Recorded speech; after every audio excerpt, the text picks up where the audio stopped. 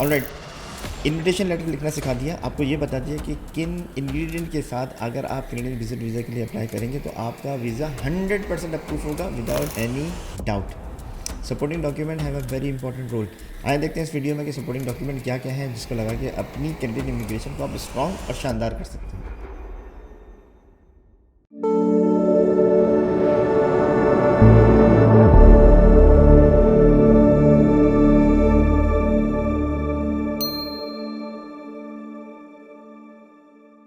Supporting document पे हम देखते हैं कि क्या क्या हमें डॉक्यूमेंट चाहिए होंगे। कैनेडियन विजिट वीज़ा की एप्लीकेशन में ये बात मैं दोबारा बता दूं, कोई इंटरव्यू नहीं होता है। इसका मतलब है आपकी पूरी एप्लीकेशन डिपेंड करती है कि आपकी सपोर्टिंग डॉक्यूमेंट कितनी स्ट्रॉन्ग है। अगर आप तमाम डॉक्यूमेंट लगाएंगे जिससे आपका पर्पस, ट्रिप की डिटेल, आपका जाना क्यों ज़रूरी है, आप फाइनेंशियल मीन आपके अच्छे हैं, आप क्यों कनाडा वापस आ जाएंगे, अगर ये सारी चीज़ें एक्सप्लिसिटली मेंशन होंगी सपोर्टिंग डॉक्यूमेंट से सब्सटेंशिएट अगर आप करेंगे तो इसका मतलब है you are going to submit a very strong application and your application would not be rejected.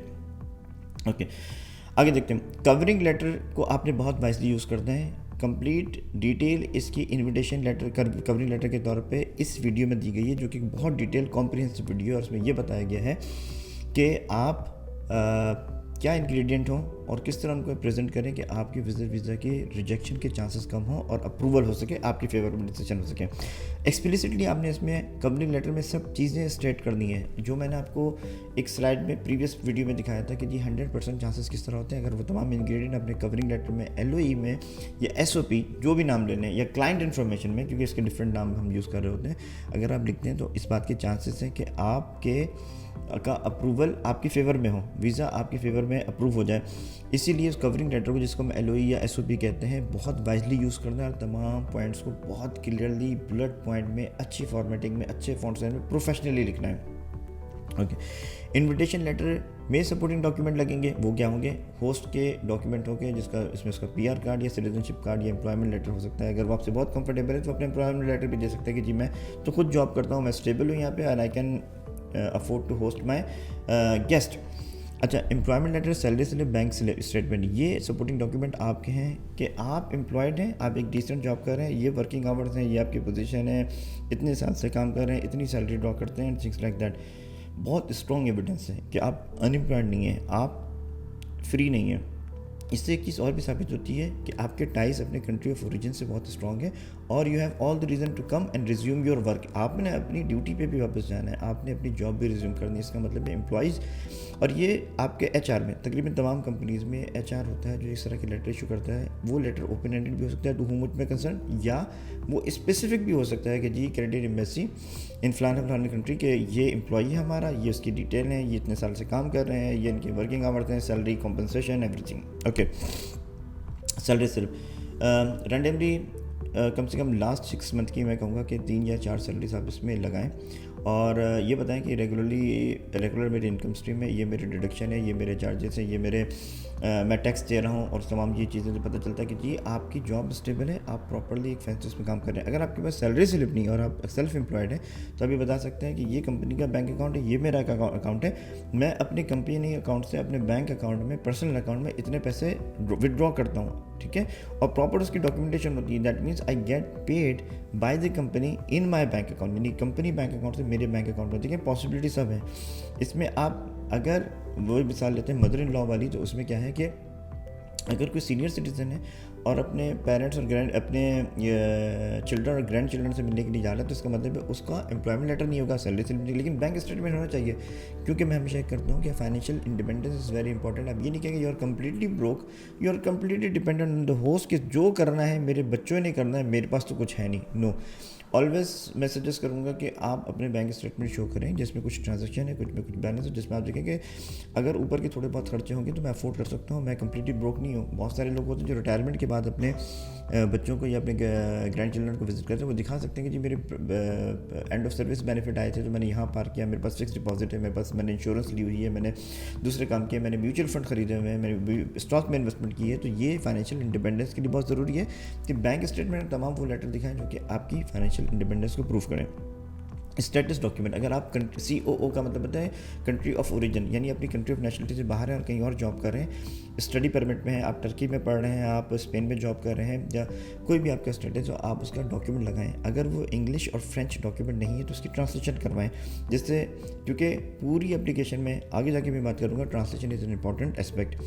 Status document, अगर आप अपने कंट्री ऑफ नेशनलिटी में इस वक्त मौजूद नहीं है और कहीं और से कनाडा जाना चाहते हैं। बैंक स्टेटमेंट, जिस तरह मैंने पहले कहा था, 2 टाइप के होंगे, एक आपकी सैलरी का और एक सेविंग अकाउंट। अगर वो डिफरेंट, वो भी बताएं कि मैं हर महीने सैलरी का इतना पोर्शन यहाँ पे पार करता हूँ और ये मेरी देखें saving over the period build हो रही है, ठीक है। तो ये एक स्टेटमेंट बहुत ज़रूरी है। क्रेडिट कार्ड, यूजुअली जब आपको क्रेडिट कार्ड बैंक जब क्रेडिट कार्ड इशू करते हैं तो उस नए कार्ड के साथ एक लेटर आता है जिसमें लिखा होता है कि इसकी इतनी लिमिट है और इसमें से ना कैश विड्रॉ कर सकते हैं। ये एक बहुत अच्छा लिमिट लेटर है, और अगर ये आपसे गुम हो गया तो एक बैंक को रिक्वेस्ट करके एक लेटर इशू करवाएं जिसमें लिखा होगा कि आपके पास 4 क्रेडिट कार्ड हैं जिसकी इतनी लिमिट पर कार्ड है, यानी 4 बैंकों से अगर आपके पास 4 कार्ड हैं तो उन चारों बैंकों से आप एक लिमिट लेटर ले लें, जिससे पता चलेगा कि आपके पास to bear your expenses credit card भी अवेलेबल है।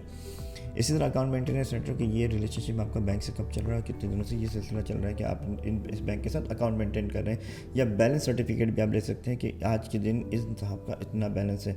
बैंक स्टेटमेंट की अपनी इंपॉर्टेंस है क्योंकि वो आपका ट्रेल दिखा रहा है, मेंटेनेंस सर्टिफिकेट वो आपका रिलेशनशिप दिखा रहा है with the bank. Supporting document continue में करते हैं। इनकम टैक्स रिटर्न, अपने कंट्री ऑफ ओरिजिन में, कंट्री ऑफ रेजिडेंस में अगर आप फाइलर हैं तो ज़रूर इस बात का इनकम टैक्स लगाएं कि you are law abiding citizen.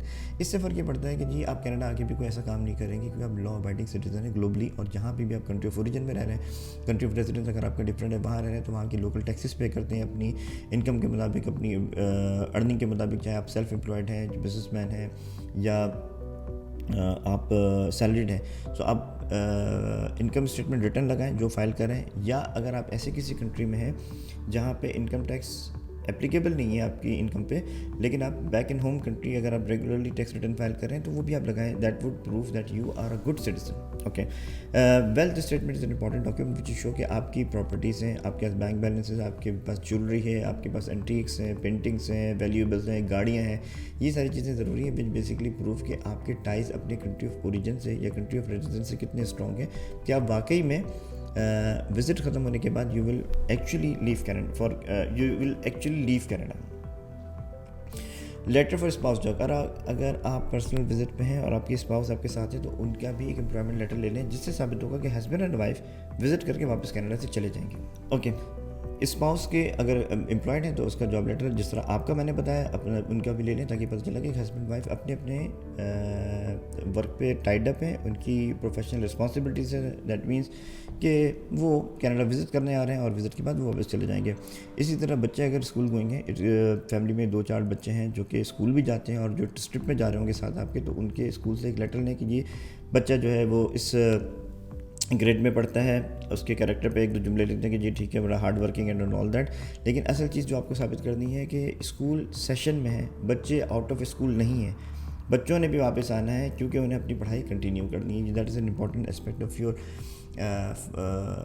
Application which would confirm कि जी फैमिली में जो शख्स भी विज़िट कर रहा है उसने वापस आके इन सब चीज़ों को रिज्यूम करना है, चाहे वो प्रोफेशनल रिस्पॉन्सिबिलिटीज़ हों या सोशल रिस्पॉन्सिबिलिटीज़ हों। होटल बुकिंग अपने आइटिनरी के मुताबिक करवाएं कि मैं ये नहीं कहता कि अगर आप 15 दिन के लिए कनाडा आ रहे हैं तो आप पूरा 15 दिन की होटल बुकिंग दिखा दें, नहीं है, आप इसको फ्लेक्सिबल रखें। अगर आप 2 हफ्ते के लिए आ रहे हैं तो एटलीस्ट शुरू के 4 दिन दिखा दें कि जी we will be staying in Toronto, और 5 दिन की बुकिंग है, बाकी हमने फ्लेक्सिबल छोड़ा कि अगर हम दूसरे सिटीज़ जाना चाहें तो हम जा सकें। 15 दिन की आपको बुकिंग दिखाने की ज़रूरत नहीं है। booking.com पे जाएँ, सैकड़ों हज़ारों होटल मौजूद हैं जिनको आप बुक करें और अपने कैंसिलेबल हो ताकि वो फ्री कैंसिलेशन के साथ जब आपका वीज़ा अप्रूव हो जाए, अगर आप कंटिन्यू करना चाहते हैं उस होटल के साथ करें, अगर आप नहीं करना चाहते उसको कैंसिल करें, अपने होस्ट के साथ जाके रहें, अपने बहन भाइयों के साथ रहें, अपने कज़न के घर में रह रहे हो। लेकिन आपको इंडिपेंडेंस दिखाने के लिए कि आप अपने होस्ट पे बर्डन नहीं है, मैं ये कहता हूँ कि जी होटल बुकिंग आप ज़रूर दिखाएँ। एक चीज़ इसमें से मुझसे मिस हो गई, flight reservation according to plan अब आपके सिटी से नहीं जाती, कोचिन से डायरेक्ट टोरंटो की फ़्लाइट अगर नहीं है तो आपको दिखाना पड़ेगा कि जी फ़्लाइट रिजर्वेशन है, we will be taking Qatar Airways, we will be looking this airline, will be taking Air Canada, जो कि हमें इस रूट से लेके जाएगी। I would be reaching to Toronto via this route, जिस सिटी से स्टॉप ओवर होगा। तो एक आपके पास फ़्लाइट रिजर्वेशन जो कि आपका अगर कोई travel agent, family travel agent होगा या पर्सनल कोई ट्रैवल एजेंट होगा या आपके ऑफिस में कोई ट्रैवल एजेंट होगा, तो आपके लिए वो एक रिजर्वेशन बना के दे सकता है, जिसमें पता चलेगा कि ये फैमिली जी 10 जून को जाएगी, 12 को यहाँ पहुँचेगी, 25 को दोबारा वापस आ जाएगी। ये भी पॉसिबल है। ये फ़्लाइट रिजर्वेशन ये दिखा रही हो कि जी एंट्री तो देनी है इन्हें टोरंटो से, लेकिन एग्जिट देंगे वैंकूवर से, जो कि बहुत आसान है।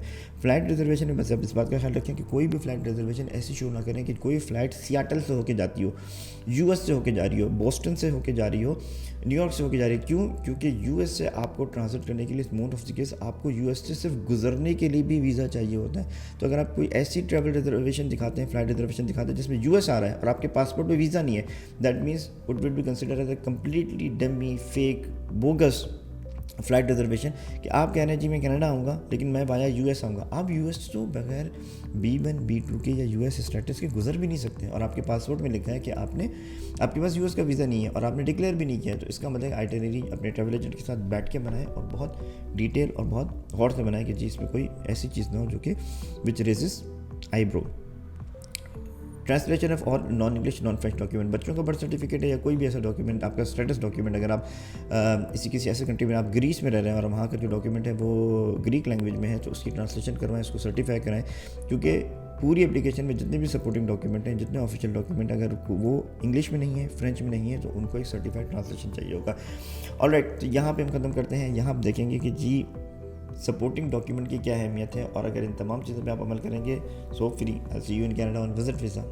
बात करते हैं प्रोसेसिंग टाइम की, अनफी की। प्रोसेसिंग टाइम आजकल बहुत ज़बरदस्त है, अमेजिंग इस वक्त प्रोसेसिंग टाइम चल रहा है।